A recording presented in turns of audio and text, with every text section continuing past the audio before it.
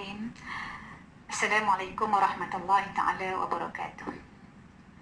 Alhamdulillah wassalatu wassalamu ala rasulillah wa ala alihi wa sahbihi wa man walah. Asyhadu an la ilaha illallah wahdahu la syarikalah wa asyhadu anna Muhammadan abduhu wa rasuluh. Allahumma salli ala sayyidina Muhammad wa ala ali sayyidina Muhammad. Subhanaka la ilma lana illa ma 'allamtana innaka antal alimul hakim wa la hawla wa la quwwata illa billahil aliyil azim. Firman Allah Subhanahu wa taala, fabi'sa maswal mutakabbirin, dalam surah Az-Zumar ayat 72. Ya, maka itulah sejahat tempat tinggal, seburuk-buruk tempat tinggal bagi orang-orang yang sombong, iaitu orang-orang yang besar diri, iaitu api neraka Jahannam. Itulah yang difirmankan oleh Allah Subhanahu wa taala dalam surah Az-Zumar ayat 72. Nabi Muhammad sallallahu alaihi wasallam bersabda, Al-kibriya'u ridai wal 'azamatu izari faman naza'ani wahidan minhuma alqaituhu fi jahannam wala ubali. Artinya, kesombongan ataupun besar diri itu selendangku dan kebesaran itu kain sarungku, kata Nabi Muhammad sallallahu alaihi wasallam. Maka barang siapa yang mencabut dan merebutnya daripada salah satu daripada kedua-duanya, nescaya aku campakkan dia ke dalam api neraka dan aku tidak peduli, dan tidak aku peduli. Hadis diriwayatkan oleh Muslim, Abu Daud dan Ibnu Majah. Tuan-tuan, perempuan dan muslimin muslimat yang berkata Allah Subhanahu wa taala sekalian. Jadi apa yang kita bincangkan pada hari ini adalah satu sifat yang tercela, yang tercela di sisi Allah Subhanahu wa taala. Apa sifat tu? Sifat kibriya. Maknanya sifat besar diri atau sifat sombong, tinggi diri. Sifat ini, seseorang itu melihat dirinya lebih tinggi, lebih mulia, lebih sempurna daripada orang lain. Orang lain itu lebih rendah, lebih tidak sama taraf dengannya. Tuan-tuan dan puan mati Allah Subhanahu wa taala, inilah sifat yang disebut sebagai sifat ataupun maksiat yang besar, maksiat yang besar, maksiat tersembunyi yang besar. Yang kadang-kadang kita terlalai, dan kadang-kadang kita pun terlupa yang kita ni sebenarnya ada sifat-sifat ini, wal'iyazubillah. Dan azamah pula ialah keadaan dirinya mulia dan sempurna lagi kaya. Jadi tuan-tuan, kibriya ni tinggi sikit, al-azamah ni bawah sikit. Kibriya ni Nabi sebut sebagai selendang, azamah ni Nabi sebut sebagai kain sarung yang dipakai. Baik, tuan-tuan dan puan-puan yang dirahmati Allah Subhanahu wa taala sekalian. Sifat-sifat ini adalah sifat Allah Subhanahu wa taala.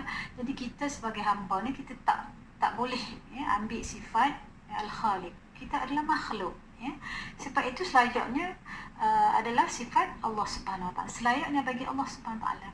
Kita sebagai makhluk ni adalah hamba Allah yang lemah, hamba Allah yang tidak mampu, yang banyak kelemahan, di mana tempat pergantungan kita adalah Allah Subhanahu wa taala. Baik, tuan-tuan perempuan Allah Subhanahu wa taala, kita takut, Nabi kata la yadkhulul jannah, tak masuk syurga orang yang fi qalbihi mithqala dzarratin min khardalin min kibr. Tu dia. Kalau kita tengok dalam ni, Nabi kata tidak masuk syurga orang yang sebesar zarah, seberat zarah sikit pun, sebesar zarah tu pun ada sifat-sifat takbur, ada sifat-sifat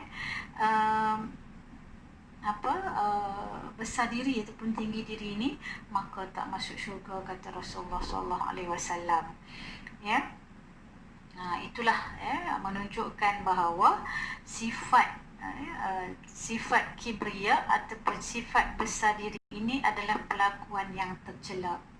Ya, sebaliknya sifat rendah diri, lawan kepada sifat kibria ini adalah sifat rendah diri. Sifat rendah diri ini adalah perlakuan yang dipuji oleh syarak. Kita kena sentiasa merendah diri. Jangan pandang orang lain itu tidak mulia, tidak baik. Kita saja yang baik. Siap bercerita ke orang, dia tu tak baik, sifatnya tak baik, dia ni tak layak, dia ni tak layak bagi untuk berkawan dengan kita, sebab kita ni bagus, dia ni tak bagus, so dia tak layak untuk berkawan dengan kita, contohnya kan. Jadi tu tak boleh. Kita ada jawatan sikit, kita kata untuk boleh, untuk boleh berkawan dengan orang yang jawatan lebih rendah daripada kita.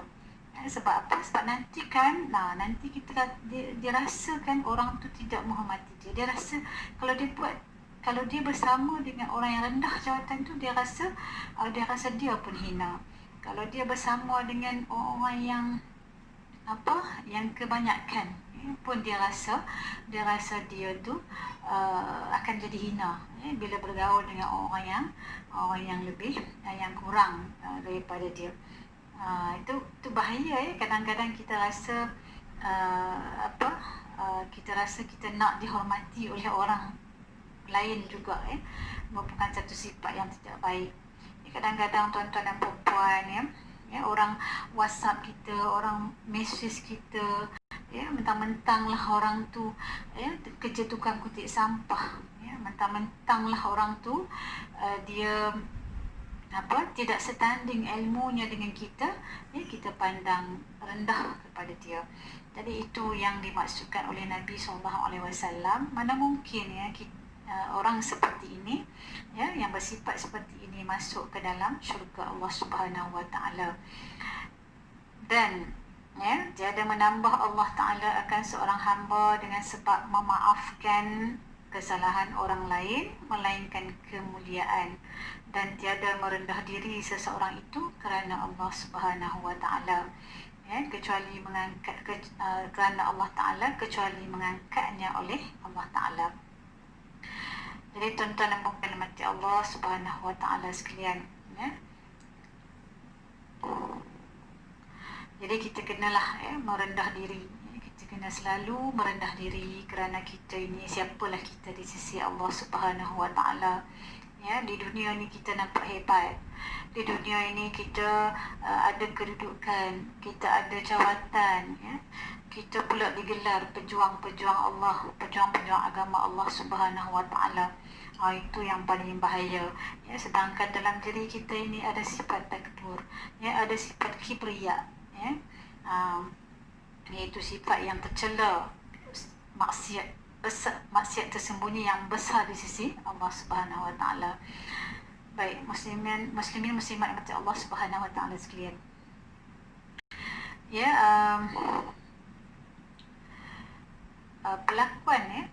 Pelakuan besar diri ini terlalu besar dosanya.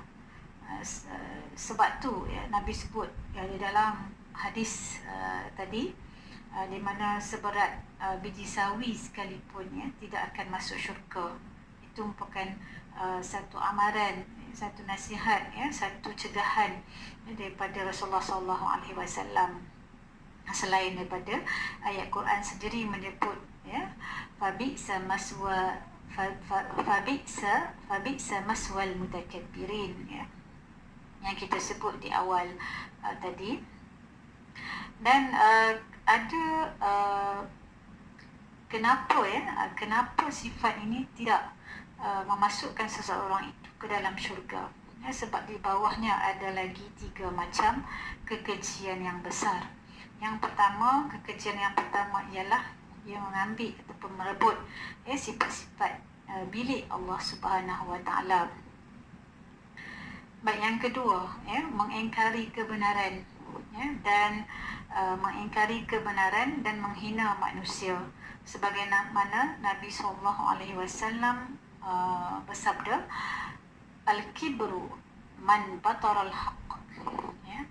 Besar diri ataupun takbur itu ialah orang-orang yang menolak ataupun mengingkari kebenaran. wa qamata an-nas, ya, dan menghina manusia. Muslimin muslimat, tuan-tuan dan puan mati Allah Subhanahu wa taala sekalian. Ya, itulah besar diri dan takabur ini ia akan menghasilkan atau di bawahnya ada sifat-sifat keji lain yang besar, ya, iaitu mengingkari kebenaran dan menghina manusia. Itu secara automatik. Bila kita bersifat atau seseorang itu bersifat dengan sifat kibria, automatik dia dikira melakukan kekejian yang lain, itu ya mengambil sifat-sifat yang selayaknya bagi Allah Subhanahu wa taala. Yang kedua, secara tak langsung, ya, seseorang itu dia bersifat dengan kibria ini, sifat takabur dan besar diri ini ataupun sombong, dia secara tidak langsung mengingkari kebenaran dan menghina manusia. Dan yang ketiga, besar diri itu sebagai penyebab, ya, dia meninggalkan segala sifat-sifat terpuji.